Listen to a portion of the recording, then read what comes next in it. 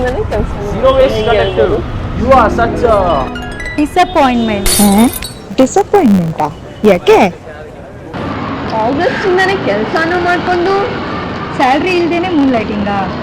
2.5 lakh paper bag making ಅಂತೆ. Blouse piece ಅಲ್ಲಿ 20,000 ಬಟ್ಟೆ ಚೀಲ. ಫ್ರೀ ಆಗಿ ದಾನ ಮಾಡಿದ್ರ. ಬಟ್ ಆದ್ರೂ ಪ್ಲಾಸ್ಟಿಕ್ ಫ್ರೀ ಪರ್ಸೆ ಅಂತೆ ನೋಡಿ. ಪ್ಲಾಸ್ಟಿಕ್ ಫ್ರೀ ಅಲ್ಲ, single use plastic bag free. ನೀವು ಕಡಲೆಕಾಯಿ ಪರ್ಸೆಗೆ ಕೈ ಬೀಸ್ಕೊಂಬಂದ್ರೆ ನಾವು ಕಷ್ಟಪಟ್ಟು ಮಾಡಿರೋ ಈ ಪೇಪರ್ ಬ್ಯಾಗಲ್ಲಿ ಕಷ್ಟಪಟ್ಟು ಕಡಲೆಕಾಯಿ ತಗೊಂಡೋಗಿ, ಇಲ್ಲ ಅಂದ್ರೆ 5 ರೂಪಾಯಿ ಕೊಟ್ಟು ಬಟ್ಟೆ ಚೀಲ ತಗೊಂಡು ಚೀಲ ತಂದಿದ್ದಾರೆ. ಆದರೂ ಪ್ಲಾಸ್ಟಿಕ್ ಬ್ಯಾಗಲ್ಲಿ ಹಾಕ್ಕೊತಿದ್ದಾರೆ, ಯಾಕೆಂದ್ರೆ 2 ಸೆಪರೇಟ್ ಬೇಕಂತ. ಈ ವಿಡಿಯೋ ನಿನ್ನೆ ಶುಕ್ರವಾರದ್ದು. ಕಡಲೆಕಾಯಿ ಪರಿಷೆ ಇನ್ನೂ ಶುರು ಆಗಿರಲಿಲ್ಲ.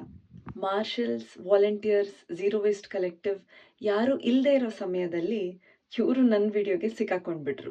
ಆದರೆ ನೀವು ಮನೆಯಿಂದ ಬರ್ತಾ 3 ವೆರೈಟಿ ಕಡಲೆಕಾಯಿಗೆ 3 ಕೈ ಚೀಲಗಳು ತಗೊಂಡು ಬನ್ನಿ.